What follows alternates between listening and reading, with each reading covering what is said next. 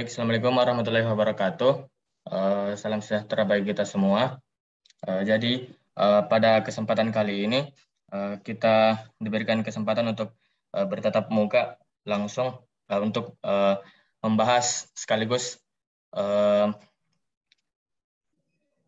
diskusi tentang tugas mata kuliah MSDM atau Manajemen Sumber Daya Manusia, yang dimana dosennya dibimbing langsung oleh Ibu Samsinar SE MSc AK CA, yang dimana tugasnya itu judul tugasnya itu pengembangan dan uji model sumber daya proyek konstruksi terhadap K3 atau kesehatan dan keselamatan kerja dan kinerja perusahaan, studi kasus proyek pembangunan konstruksi offshore Provinsi Banten. Baik, sebelum masuk ke dalam materi, ada baiknya kita perkenalan terlebih dahulu. Baik, saya Muhammad Nur Tasir Kesenawan sebagai moderator, dan Yulika Narisa, dan Siti Hawang, dan Nimra. Baik, langsung saja saya berikan ke pemateri yang pertama. Kepada pemateri yang pertama dipersilakan waktu dan tempat.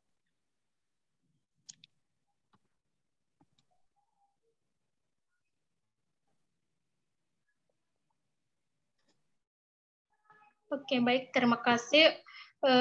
Langsung saja saya masuk kepada materi, yaitu di antara lain ada latar belakang penelitian, yang kedua ada rumusan masalah, yang ketiga ada tujuan penelitian, yang keempat yaitu manfaat penelitian, yang kelima yaitu lokasi penelitian, dan yang terakhir yaitu ruang lingkup penelitian. Nah, pada latar belakang penelitian, pada latar belakang penelitian, konstruksi offshore memiliki potensi bahaya, ketidakpastian, kondisi yang disebabkan oleh badai, ombak, arus, dan pasang surut telah mengakibatkan sejumlah dari kecelakaan dan kematian besar dalam beberapa tahun terakhir. Yang kedua yaitu rumusan masalah, di mana rumusan masalah tersebut terkandung di dalamnya, yaitu berdasarkan latar belakang di atas, maka dapat disimpulkan permasalahan yang akan menjadi fokus studi penulisan tugas ini. Satu, apakah sumber daya manusia atau SDM yang berpengaruh terhadap kesehatan dan keselamatan kerja? Yang kedua, apakah peralatan konstruksi berpengaruh terhadap K3? Yang ketiga itu apakah sumber daya manusia dan peralatan konstruksi secara bersama-sama berpengaruh terhadap K3. Yang keempat yaitu apakah sumber daya manusia berpengaruh terhadap kinerja perusahaan, dan yang kelima yaitu apakah peralatan konstruksi berpengaruh terhadap perusahaan, dan yang terakhir apakah K3 berpengaruh terhadap kinerja perusahaan. Adapun tujuan penelitian ini terkait, yaitu satu, menganalisis pengaruh SDM atau sumber daya manusia terhadap K3 pada industri konstruksi. Yang kedua yaitu menganalisis pengaruh peralatan konstruksi terhadap K3. Yang ketiga yaitu menganalisis pengaruh sumber daya manusia dan peralatan konstruksi secara bersama-sama berpengaruh terhadap kesehatan dan keselamatan kerja. Yang keempat yaitu menganalisis pengaruh sumber daya manusia terhadap kinerja perusahaan. Yang kelima yaitu menganalisis pengaruh peralatan konstruksi terhadap kinerja perusahaan, dan yang terakhir yaitu menganalisis pengaruh K3 terhadap kinerja perusahaan. Nah, adapun ruang lingkup penelitian, di mana ruang lingkup tersebut ini terkait satu, pengembangan dan uji model sumber daya proyek konstruksi terhadap K3, perusahaan yang akan dilakukan dengan mengacu pada indikator yang telah teridentifikasi dari perusahaan tersebut. Yang ke B, yaitu proyek-proyek konstruksi yang diteliti, baik itu yang telah dilaksanakan maupun yang sedang dalam proyek konstruksi. Yang bagian C yaitu perusahaan kontraktor yang akan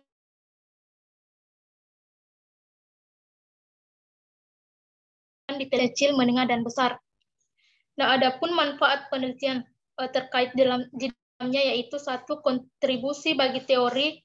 Ini dapat menambah teori mengenai sumber daya manusia, peralatan, dan keselamatan kerja dalam perusahaan. Yang kedua yaitu konstruksi bagi praktis, memberikan solusi bagi pihak perusahaan atau kontraktor untuk menerapkan K3. Dan adapun lokasi penelitian, yaitu di mana lokasi tersebut adalah proyek konstruksi officer dan bangunan pantai di daerah Provinsi Banten dan lokasi penelitian tersebut. Baik, itulah materi dari materi pertama. Baik, saya serahkan kepada pemateri kedua. Baiklah, selanjutnya adalah tinjauan pustaka. Yang pertama adalah sumber daya proyek konstruksi. Berdasarkan Pedoman Peningkatan Profesionalitas SDM Konstruksi tahun 2007, untuk merealisasikan lingkup proyek menjadi deliverable, diperlukan pula sumber daya. Pengelolaan sumber daya manusia meliputi proses perencanaan dan penggunaan sumber daya manusia dengan cara yang tepat untuk memperoleh hasil yang optimal. Selanjutnya, peralatan konstruksi. Peralatan konstruksi merupakan salah satu dari 3 bagian input utama dari proses konstruksi bangunan, bersama-sama dengan pekerja dan material. Peralatan konstruksi dapat digunakan untuk mengurangi beban biaya dan meningkatkan produktivitas untuk menggantikan operasi manual, khususnya tugas-tugas berat seperti penanganan bahan bangunan dan komponen, menggali dan produksi beton dan menempatkannya. Selanjutnya, untuk mempertahankan biaya yang dianggarkan oleh produksi, direncanakan proses di mana tenaga kerja terbatas atau terlalu mahal untuk mempekerjakan. Selanjutnya adalah untuk mengurangi pembuangan atau pemborosan material pada proses handling dan assembly. Bagian C adalah kesehatan dan keselamatan kerja atau K3 konstruksi. Keselamatan kerja adalah bebas dari risiko buruk yang tidak dapat diterima. Keselamatan dan kesehatan kerja adalah kondisi dan faktor yang memberikan efek kesehatan dan kesejahteraan karyawan, pekerja temporer, pekerja kontraktor, peninjau atau tamu, dan orang lain di dalam tempat kerja. Selanjutnya adalah kinerja perusahaan. Kinerja sering diartikan sebagai hasil kerja atau prestasi kerja. Kinerja mempunyai makna yang lebih luas, bukan hanya menyatakan hasil kerja, tetapi juga bagaimana proses kerja berlangsung. Kinerja adalah tentang melakukan pekerjaan dan hasil yang dicapai dari pekerjaan tersebut. Kinerja adalah tentang apa yang dikerjakan dan bagaimana cara mengerjakannya. Kinerja merupakan hasil pekerjaan yang telah disusun, mempunyai hubungan kuat dengan tujuan strategis organisasi, kepuasan konsumen, dan memberikan kontribusi ekonomi.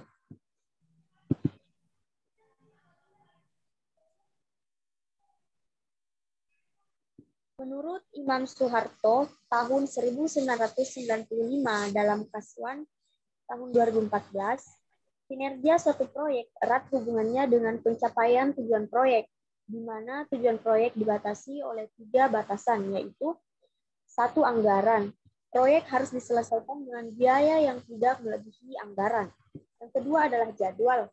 Proyek harus dikerjakan sesuai dengan kurun waktu dan tanggal akhir yang telah ditentukan. Dan yang terakhir adalah mutu. Produk atau hasil kegiatan dari proyek harus memenuhi spesifikasi dan kriteria yang dipersyaratkan. Baiklah, untuk materi selanjutnya saya persilakan kepada pemateri ketiga. Baik, terima kasih untuk kesempatannya.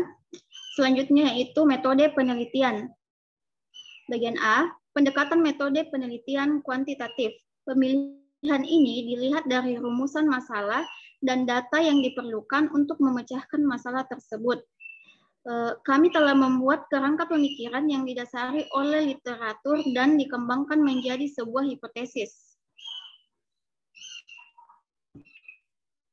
Sebenarnya, penelitian ini mencoba untuk menjelaskan hubungan antara SDM, peralatan konstruksi K3, dan kinerja perusahaan menggunakan dasar statistik. Penilaian kuantitatif digunakan untuk mengukur dan menganalisis hubungan antara variabel tersebut. Dalam hal sederhana, peneliti kuantitatif fokus pada pencarian bukti empiris dalam bentuk kuantitatif, menggunakan metodologi dengan dasar matematika dan statistik. Selanjutnya bagian B, data analis, structural equation modeling atau SEM. Metode analisis yang digunakan dalam penelitian ini menggunakan structural equation modeling atau SEM. SEM merupakan teknik multivariate yang mengkombinasikan aspek regresi berganda dan analisis faktor untuk mengestimasi serangkaian hubungan ketergantungan secara simultan. SEM dikenal dengan nama yang berbeda-beda seperti covariance structure analysis, latent variable analysis, confirmatory analysis, dan causal modeling. Setelah model dinyatakan fit atau diterima secara statistik, maka langkah selanjutnya adalah melakukan pengujian hipotesis dengan bantuan IBM, SPSS, AMOS 23, dan menganalisis hubungan di antara variabel-variabel laten. SEM juga dapat mengestimasi nilai-nilai PET dari setiap hubungan variabel. Baik, terima kasih. Saya kembalikan ke moderator.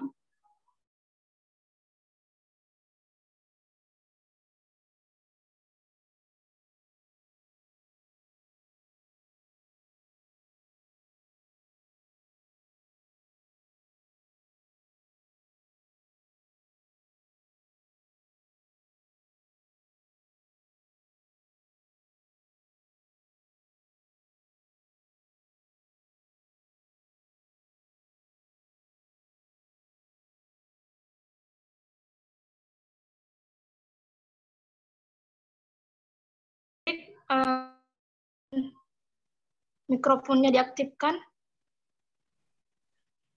Oh ya, terima kasih atas kesempatan yang terima kasih atas pemaparan materi yang dipaparkan oleh teman-teman sekalian. Jadi saya ingin bertanya kepada teman-teman yaitu yang dimana apakah faktor yang mempengaruhi dari keselamatan kerja maupun dari kesehatan kerja tersebut.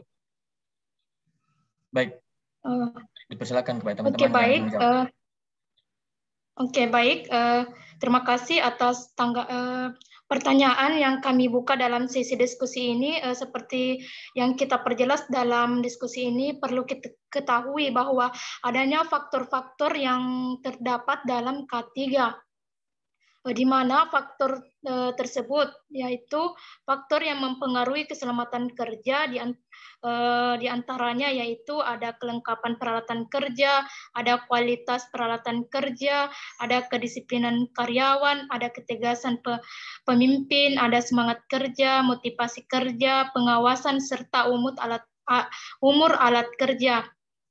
Nah, ada pun faktor yang mempengaruhi kesehatan kerja, di mana di antaranya yaitu udara, ada cahaya, kebisingan, aroma berbaur, dan layout ruangan. Nah, itulah faktor yang terdapat dalam keselamatan dan kesehatan kerja.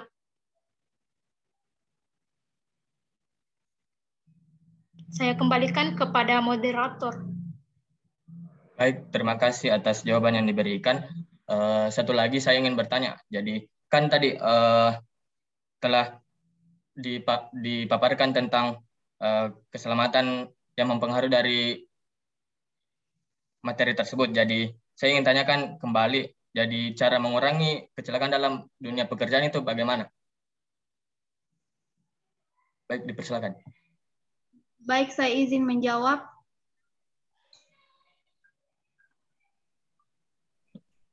Cara mengurangi kecelakaan kerja yaitu yang pertama, membuat aturan tentang keselamatan Yang kedua, buatkan rambu-rambu yang mudah dibaca. Yang ketiga, sediakan alat pengaman kerja. Yang keempat, selalu melakukan pemeliharaan alat secara terus-menerus. Dan yang kelima, melakukan pengawasan secara ketat. Terima kasih. Baik, terima kasih atas jawaban yang diberikan oleh Saudari Nimra. Jadi selanjutnya penutup. Jadi kesimpulan dari diskusi kali ini yaitu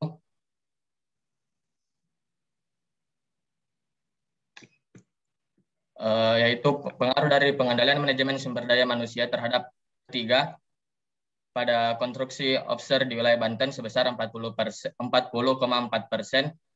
dan pengaruh peralatan konstruksi terhadap K3 atau kesehatan dan kecelakaan kerja pada industri konstruksi offshore di wilayah Banten sebesar 32,6% dan pengaruh sumber daya manusia dan peralatan konstruksi secara bersama-sama berpengaruh terhadap kesehatan dan keselamatan kerja pada konstruksi offshore di wilayah Banten sebesar 56,5%. Pengaruh sumber daya manusia terhadap kinerja perusahaan pada konstruksi offshore di wilayah Banten sebesar 43,1% dan tidak terdapat pengaruh yang signifikan antara peralatan konstruksi dan kinerja perusahaan. Selanjutnya yang terakhir yaitu menginvestigasi pengaruh K3 berpengaruh kinerja perusahaan pada konstruksi offshore di wilayah Banten sebesar 41,9%. Jadi mungkin hanya itu yang bisa kami sampaikan terhadap diskusi kali ini. Kurang lebihnya mohon dimaafkan. Kami dari kelompok 9 kelas A dan kelas B mengucapkan wabillahi taufiq wal hidayah. Wassalamualaikum warahmatullahi wabarakatuh. Waalaikumsalam warahmatullahi wabarakatuh.